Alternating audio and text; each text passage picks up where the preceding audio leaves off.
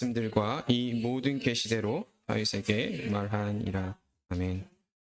사랑하는 성도 여러분, 저는 사실 불효자이고 동시에 무정한 남편이기도 합니다. 지금도 그렇지만 과거에도 꾸준히 생일이든지 기념일이든지 잘 챙기지 못하는 사람입니다.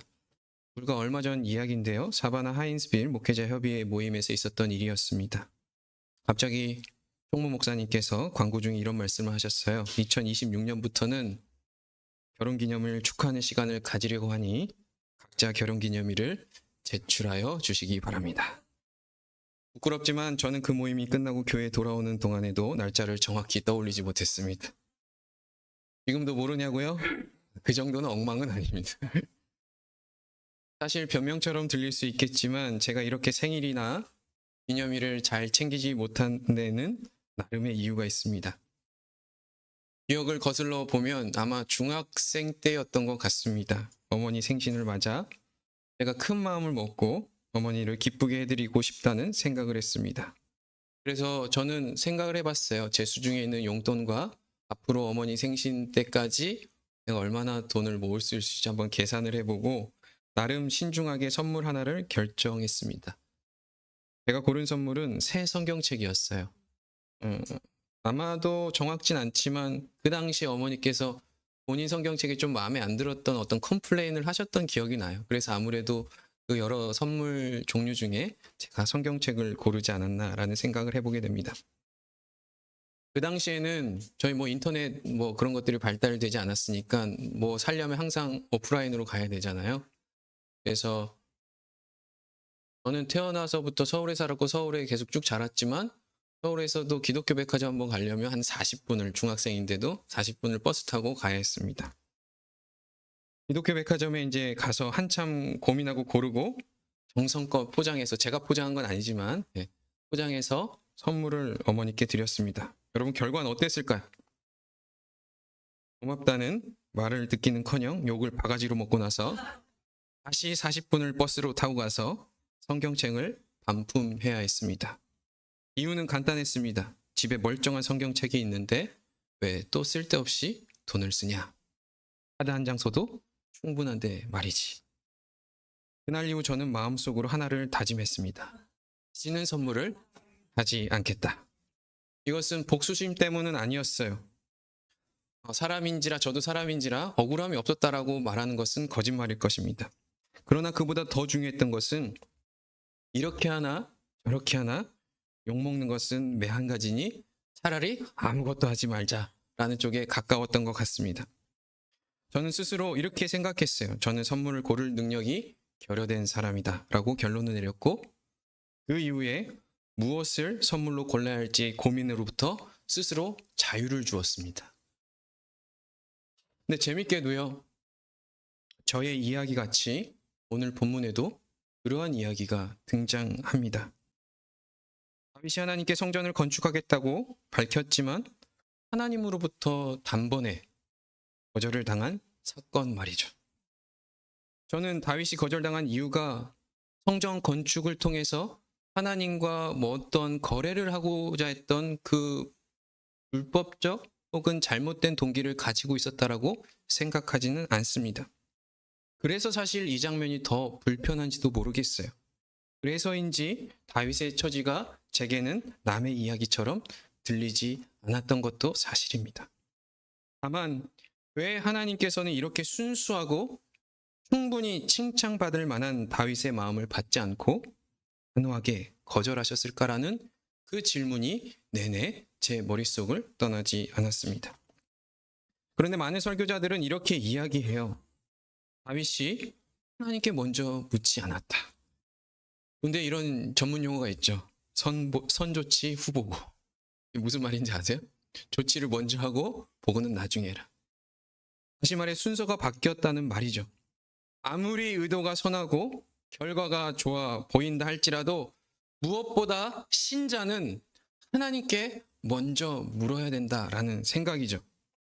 우리의 생각과 하나님의 생각이 다를 수 있다. 다르기만 한 것이 아니라 아무리 위대한 왕 다윗이라 할지라도 전지하신 하나님처럼 삶의 전체를 조망할 능력이 없기 때문에 반드시 실수할 수 있다라는 전제가 깔려 있는지도 모르겠습니다. 좀 웃기게 혹자는 이렇게 이야기할 수도 있을 것이에요.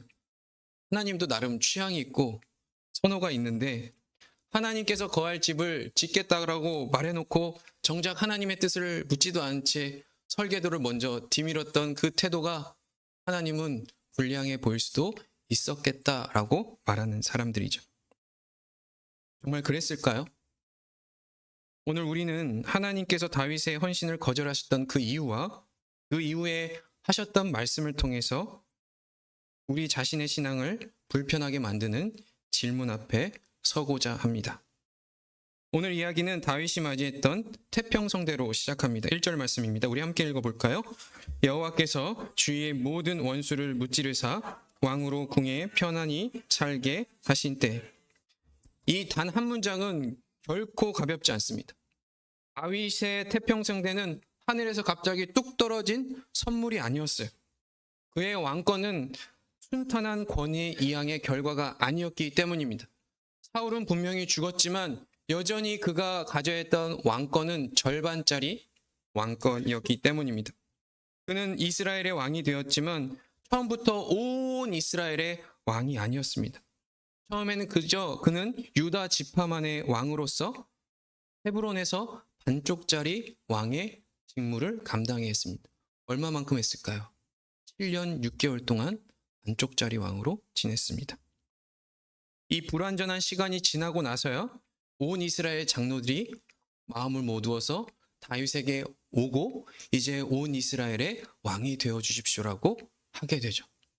그때 돼서야 다윗이 했던 일이 무엇이라고 생각하십니까? 그 힘을 받아서 이제 한 성을 정복하러 갑니다.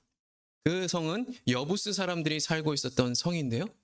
그 성을 정복하고 나서 이제 헤브론의 유다만의 왕이 아니라 온 이스라엘의 왕으로서 그 성을 온 이스라엘의 수도로 삼게 되는데요. 그 성의 이름을 예루살렘이라고 이야기합니다. 거기서 끝이 아니에요. 사무엘 시대에 엘리 제사장의 아들로 인해서 블레셋에게 빼앗겼던 법궤가 몇 년 만에 돌아왔을까요? 20년 만에 돌아오게 됩니다. 그리고 예루살렘 성에 안치하게 되죠. 그래서 이 모든 과정이 지나서요, 비로소 여호와께서 주의 모든 원수를 무찌르사 왕으로 궁에 편안히 살게 하실 때라는 말이 가능케 되었다라는 말이에요. 그러니까 이 한 문장 안에 정치, 외교, 군사, 종교 전반을 안정시키기 위해서 다윗이 얼마나 많은 땀과 눈물과 인내를 쏟아냈는지를 감추고 있다라는 것입니다. 그리고 바로 그 시점에서 다윗은 이 생각을 하게 됩니다. 2절 말씀입니다. 우리 띄워둔 대로 한번 읽어보도록 할게요. 볼지어다 나는 백향목 궁에 살거늘 하나님의 궤는 휘장 가운데 있도다. 다윗은 자기 집이 편안해진 순간 하나님의 집이 보이기 시작합니다. 가장 잘 나갈 때, 가장 안정적일 때 그는 자기 성공에 자아도취하지 않고 권력에도 도취하지 않습니다. 오히려 그동안 내가 하나님께 좀 무관심했구나라는 자기 반성이 시작되어져. 그래서 하나님의 집을 짓겠다라고 결심하게 되는 것입니다. 이 장면만 보면 다윗은 역시 우리 다윗, 흠잡을 데가 없는 위대한 왕처럼 보입니다. 과거 골리앗을 무찔렀을 때와 같이 사울을 죽일 수 있을 때에도 금도를 넘지 않았던 때와 같이 여호와의 궤가 예루살렘 성에 들어오자 왕의 체면, 그래서 하체가 다 보이도록 춤을 추며 기뻐했던 때와 같이 그의 눈에는 총기가 사라지지 않았어요. 그의 중심 안에는 언제나 주인 한 분이 계셨는데 하나님이셨죠. 그는 언제나 하나님을 향해 자기가 가질 수 있는 최선의 것, 최고의 것을 드릴 수 있는 준비가 되어 있던 사람입니다. 이런 다윗에 대해서 3절의 나단도 인정하고 있으니 누가 보아도 다윗은 여전히 훌륭한 그리고 칭송받을 만한 왕이었다라는 것입니다. 그런데 여러분, 그 밤에 우리의 생각과 달리 하나님은 다음과 같이 말씀하십니다. 5절 말씀입니다. 우리 함께 읽어볼까요? 가서 내 종 다윗에게 말하기를 여호와께서 이와 같이 말씀하시되 내가 나를 위하여 내가 살 집을 건축하겠다. 여러분, 이 말은 정중한 거절이 아니에요. 이 질문의 형식을 띤 강한 제동입니다. 그래서 제가 여러분의 그 느낌을 충만하게 만들기 위해서 제가 조금 의역을 해봤어요. 이 표현이에요. 야, 내가 내 살집을 짓겠다고? 의사, 건방 떨지 마. 라고 지금 이야기하고 있는 거예요. 이 대답은 우리를 불편하게 만들어요. 이것은 단지 다윗을 향한 말이 아니었기 때문입니다. 왜 하나님은 다윗의 그 순수한 헌신을 이렇게 매몰차게 거절하고 계실까요? 여러분, 그 이유가 무엇이라고 생각되십니까? 우리는 하나님의 거절을 이해하기에 앞서서 지금 다윗이 보여준 그 헌신에 담긴 진짜 의도를 먼저 이해해야만 합니다. 분명히 말씀드리지만 다윗의 마음에는 불순한 의도가 없었다라고 말씀드립니다. 이제 먹고 살만하니 내가 좀 주머니에 여유가 있어서 부모님을 위해서 집도 져드리고, 그런 어떤 교만함이 이에게 있다는 것이 아니에요. 그렇다면 그에게 무엇이 문제였기에 하나님은 그의 거절을 단호하게 거절했을까요? 그것은 바로 이것입니다. 다윗은 하나님을 위한 멋진 성전을 지어드림으로써 자신이 하나님께로부터 받은 은혜를 갚을 기회가 왔다라고 여겼다는 점에 있습니다. 이 말은 얼핏 들으면 아무런 문제가 없는 말처럼 들리기도 합니다. 그러나 이 생각을 조금 더 깊이 들여다보면 이런 의미를 내포하고 있어요. 한번 제가 정리해봤는데요. 잘 들어봐 주시기 바랍니다. 내가 하나님의 이름에 걸맞는 성전을 지어드림으로써 세상 속에서 하나님의 이름을 더 높이고 하나님을 더 위대한 분으로 드러낼 수 있다. 다시 말해, 다윗은 자신의 헌신과 수고를 통해 하나님을 더 위대하게 만들 수 있다는 착각에 빠지기 시작합니다. 물론 다윗 자신은 성전 건축을 자기의 의사를 내비쳤을 때 그런 의미를 담고 말하지 않았다라고 저는 믿어요. 3절을 보면 나단 선지자 역시 다윗의 결심에 칭찬하며 지지하고 있었기 때문이죠. 그러나 그의 순수한 의도와 상관없이 나는 백향목 궁에 살고 하나님의 궤는 천막에 있다라고 말하고 있는 그 순간 다윗의 눈에는 하나님은 어떠한 결핍이 있는 존재로 인식하기 시작했다라는 말이죠. 하나님이 불편한 처지에 계신 분, 누군가의 도움을 받아야 할 분으로 다윗은 인식하기 시작했다라는 거예요. 그리고 하나님의 궤를 위해서 성전을 짓겠다라고 결심하는 순간 내가 하나님의 그 결핍을 채울 수 있는 능력을 가진 존재라고 스스로 여기기 시작했다라는 말입니다. 여러분, 이 지점을 인정하고 싶지 않지만 이 순간만큼 다윗은 지극히 교만한 것입니다. 그의 의도와 상관없이 그의 말 한마디가 온 천지를 창조하신 하나님, 스스로 존재하신 하나님, 영원히 자존하신 하나님을 결핍이 있는 존재로 만들어 버렸기 때문이죠. 웨스터민스터 신앙고백서는 하나님의 자존성에 대해서 이렇게 고백합니다. 제가 한번 읽어드리도록 하겠습니다. 하나님은 모든 생명의 근원이시며 영광과 선하심과 복되심을 스스로 가지고 계심으로 홀로 자신 안에서 그리고 자신에 대하여 자족하신다. 그 지으신 피조물의 도움을 필요로 하지 않으시며 피조물에게 영광도 찾지도 아니하시고 오직 피조물 안에서 피조물로 인해서 피조물에게 그리고 피조물 위에 자신의 영광을 나타내실 뿐이시다입니다. 하나님은 결핍도 결여도 없으신 분입니다. 누구의 도움도 필요하지 않으시며 스스로 영광을 드러내시는 거룩한 하나님이시죠. 다윗은 자신의 지극한 헌신으로 하나님의 불편함을 덜어드릴 수 있다라고 믿었지만, 그래서 내가 이 일을 하면 하나님의 이름이 손상되는 것을 내가 막을 수 있다라고 그는 생각했을지도 모르겠지만, 하나님은 단 한순간도 자신의 영광을 다윗에게 의존한 적이 없었다라고 성경은 이야기하고 있는 거예요. 이 점은 우리의 신앙에도 그대로 적용됩니다. 우리가 아무리 많은 정성과 헌신을 드린다 하더라도 그것이 하나님의 필요를 채울 수 있을까요? 우리의 물질과 수고가 주님의 부족함을 메울 수 있겠냐는 말입니다. 우리가 교회 나와 헌신도 하고 전도도 하고 예배당을 사람들로 가득 채우는 것이 과연 하나님의 결혈을 채우는 일이냔 말입니다. 우리의 신앙 행위는 하나님의 가려운 곳을 긁어드리는 것이 아니에요. 그 마음은 순수할 수 있지만 성경은 동시에 말하죠. 참 교만하고. 우리가 하나님보다 높은 자리에 있어서 교만하다고 얘기하는 것이 아니라 지금 이 사건은 거룩하신 하나님을, 스스로 자존하시는 하나님을 우리와 같은 결여가 있는, 그 결여를 필요로 채워야 하는 존재로 동등하게 만들었다는 점에서 교만하다라고 이야기하는 것입니다. 그렇다면 하나님은 어떤 분이실까요? 8절과 9절은 다음과 같이 말하고 있습니다. 우리 한 목소리를 읽어보도록 하겠습니다.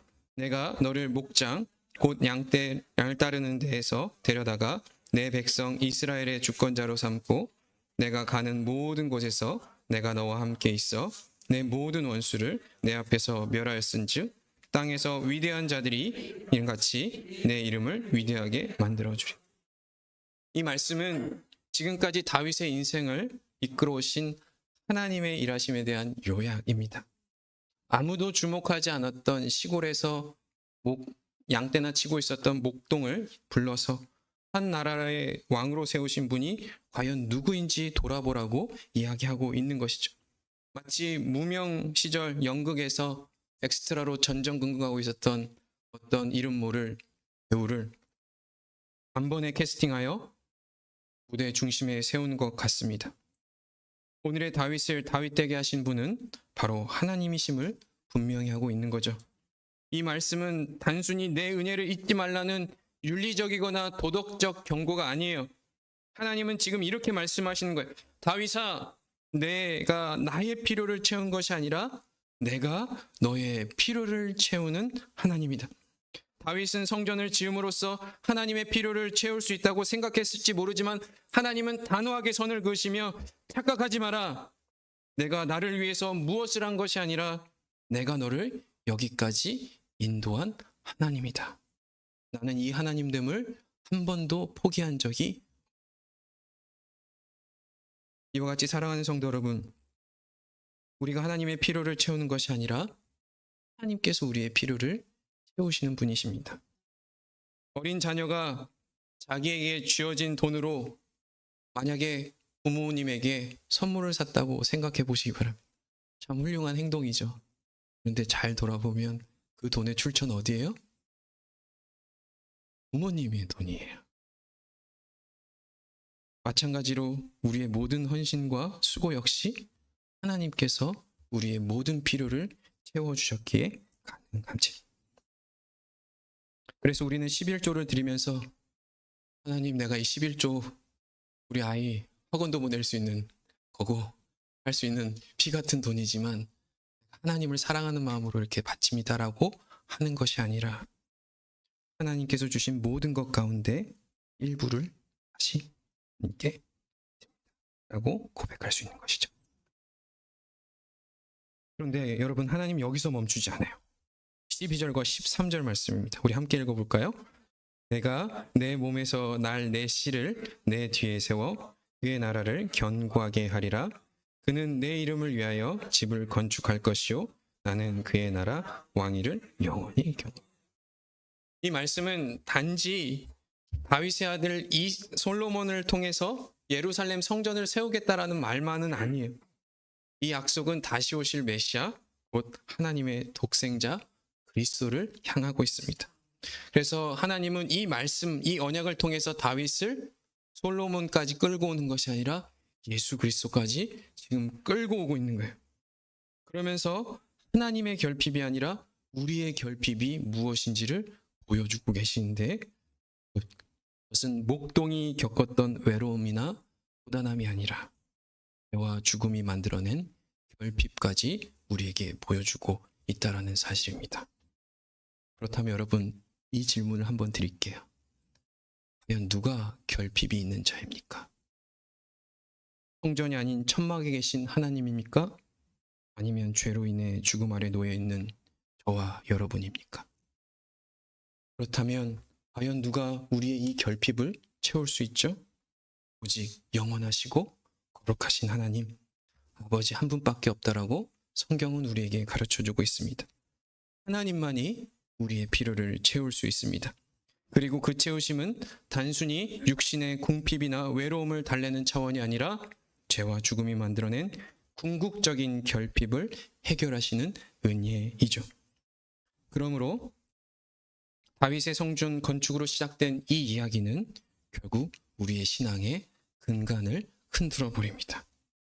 우리가 교회 나와 예배를 드리는 것도, 우리가 일상 속에서 신앙을 살아가는 것도 하나님의 필요와 우리의 필요를 맞바꾸는 거래가 아니라는 것이죠. 오직 하나님만이 우리의 필요를 채우실 수 있음을 믿고 우리의 전 존재를 하나님께 의탁드리는 과정입니다. 하나님 안에만 참된 안식과 평화를 있음을 믿고 따라가는 복된 자리입니다. 여러분, 말씀을 마치기 전에 요 한 말씀을 드리도록 하겠습니다. 우리는 어제 새 예배당 기공식을 했습니다. 여러분에게 기공식은 어떤 의미였나요? 우리의 수고와 헌신이 이제 빛을 알 수 있다라는 자기증명의 자리였던가요? 그렇지 않다라고 저는 감히 말할 수는 없을 것 같습니다. 분명 이 건축의 과정에는 지금도 그러했듯이 앞으로도 우리의 시간과 물질, 인내와 수고가 요구되는 자리이기 때문이죠. 그러나 오늘 말씀을 통해서 우리가 분명히 해야 할 사실이 있습니다. 새 예배당이 있다고 하여서 하나님을 영광스럽게 만드는 것도 아니고요. 예배당이 없다고 해서 하나님께서 덜 영광을 받으시는 것도 아닙니다. 그렇다면 하나님은 다윗에게 하지 못하게 하셨지만 왜 우리에게 예배당을 건축하도록 하셨을까요? 결과는 다르지만 그 중심은 동일하다고 생각합니다.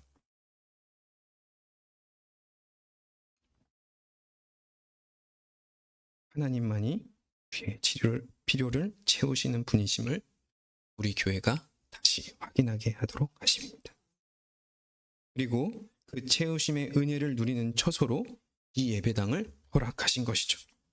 그러므로 이 예배당을 통해 우리의 필요를 채우신 아버지 하나님을 만나는 자리로 삼으시기 바랍니다. 여기서 드려진 예배를 통하여 주님의 은혜로 지치고 상한 영혼들이 다시 살아나는 자리. 새 예배당이 우리의 헌신을 기념하는 기념비가 아니라 하나님의 은혜를 기억하는 증거의 자리. 우리가 하나님을 위해 무엇을 했다는 자랑의 자리가 아니라 하나님께서 우리를 위해 무엇을 해오셨는지를 고백하는 자리. 이것이 우리의 기공식이며 우리의 예배 처소에 담아야 할 온전한 신앙입니다. 그래서 이 예배 처소를 통하여서 모든 사람들이 그들의 영혼의 참된 필요와 결여를 메꾸고 돌아가는 복된 교회, 또한 사바나 제일장로교회 되기를 예수 그리스도의 이름으로 축원드립니다.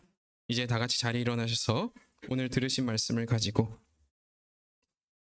찬양 이후에 함께 기도하는 시간을 갖도록 하겠습니다.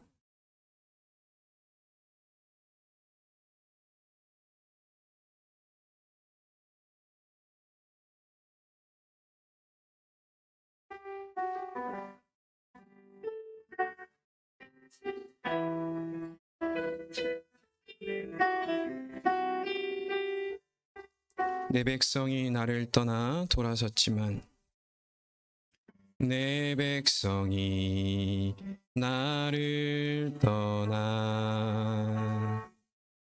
돌아섰지만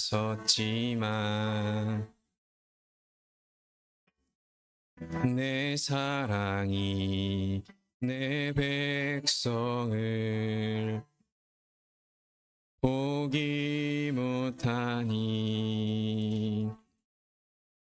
내 모든 것 내어주고 나 그들을 얻으리라. 여호와께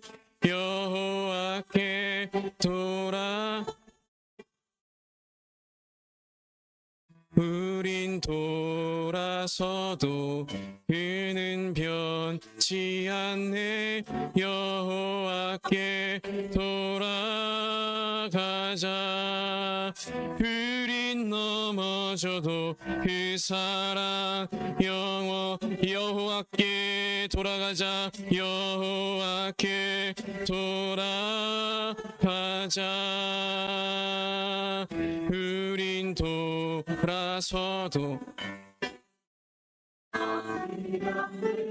여호와께 돌아가자.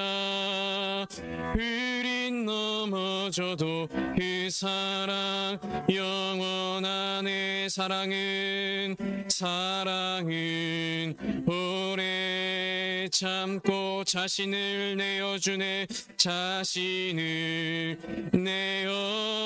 내어주네. 서로 사랑할 때 세상은 주보네. 사랑은 절대 사랑은 오래 참고 사랑은 오래 참고 자신을 내어주며 자신을 내어주네. 서로 사랑할 때 세상은 주보네. 사랑은 절대 지지 않네. 여호와께 돌아가자. 우린 돌아서도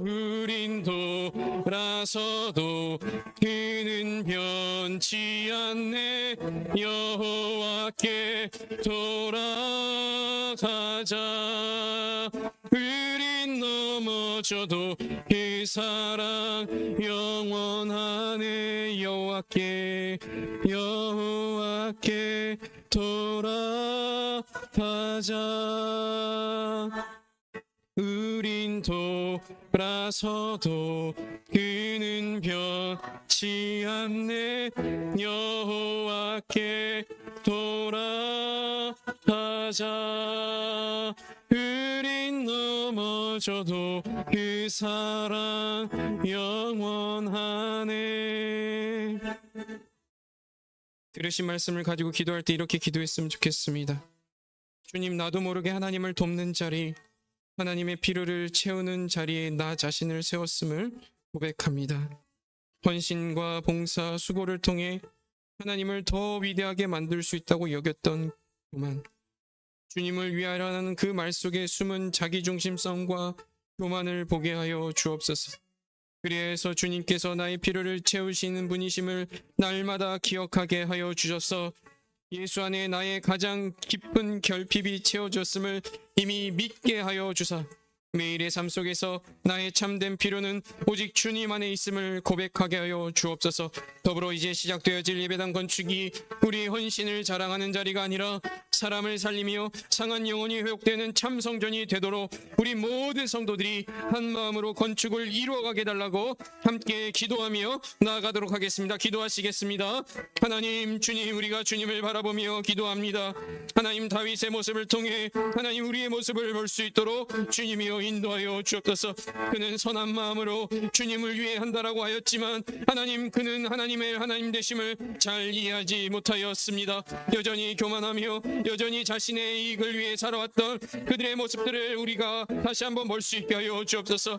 하나님의 자존하심, 하나님의 영원하심, 하나님의 거룩하심은 우리가 더할 수 없고 우리가 덜할 수 없으며 하나님의 영광은 스스로 만족하시는 그 영광의 주님임을 우리가 보게 하여 주셔서 우리가 우리의 헌신을 통하여서 우리의 봉사를 통하여서 우리의 수고를 통하여서 하나님의 필요를 채우며 나의 필요를 채울 수 있다라는 우리의 신앙을 하나님 물물교환처럼 여겼던 우리의 모습들, 우리의 잘못된 신앙들을 돌아볼 수 있도록 주님이여 인도하여 주옵소서. 주님을 위하여라는 말 속에 숨은 자기중심성과 교만을 보게 하여 주옵소서. 하나님, 우리가 우리의 자신을 돌아봄을 통하여 이제 주님 앞에 나아갑니다.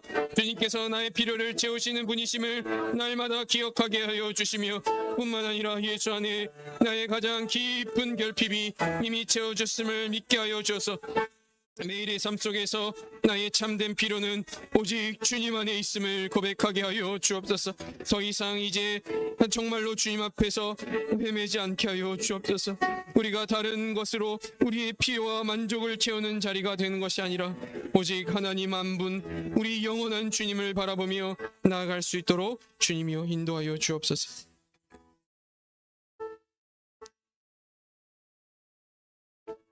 하나님, 다윗은 하나님을 위해 모든 것을 할 수 있다라고 말했습니다.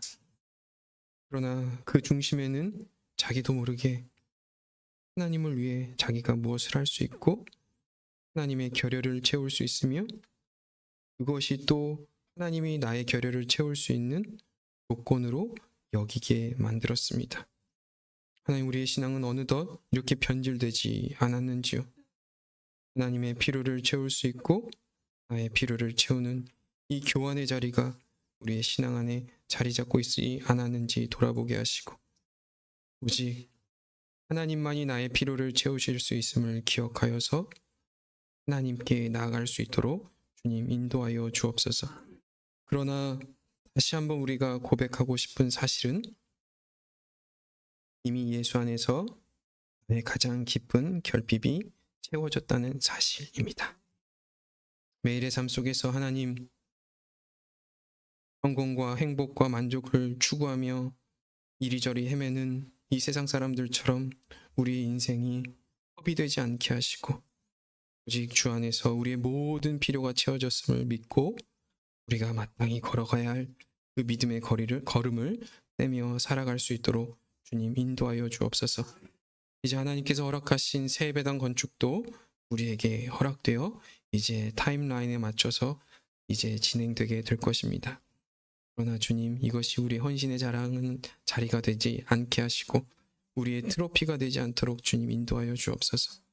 그저 사람을 살리고 상한 영혼이 회복되는 참 성전이 되어지기 위해서 우리가 먼저 주님이 거하실 거룩하고 정결한 성전이 될 수 있도록 주님 인도하여 주옵소서. 그러할 때 하나님이 허락하신 그 비전과 꿈을 우리가 마땅히 이뤄갈 줄 믿습니다. 이제는 스스로 성전이 되셔서 우리의 공급자이신 아버지께 나아가는 길이 되시고 우리의 중보자 되신 성자 하나님의 은혜와 우리 어리석음에도 불구하고 우리를 포기하지 않으시고 끝까지 선하신 뜻과 길로 인도하시는 성부 하나님의 사랑하심과 우리의 영을 깨워 진리의 말씀을 통하여 우리를 바른 신앙의 길로 이끄시는 성령 하나님의 감화 감동 인도 교통 축복하심이 오직 하나님만이 우리의 필요를 채우셨고 지금도 채우시며 앞으로도 채우실 분이심을 바로 알고 우리의 신앙과 삶이 나 자신을 증명하는 자리가 아니라 오직 주님의 은혜에 합당한 영광과 찬송을 올려드리기로 결단하며 세상 가운데 돌아가는 모든 성도들과 그 자녀들을 위해 또한 새 예배당 기공식을 통하여 이 사바나 지역 가운데 오직 예수 그리스도만이 참된 그리스도인임을 증거하는 사명을 더욱 온전히 감당하게 될 사바나 제일장로교회 위에 이제로부터 영원토록 함께 있을지어다.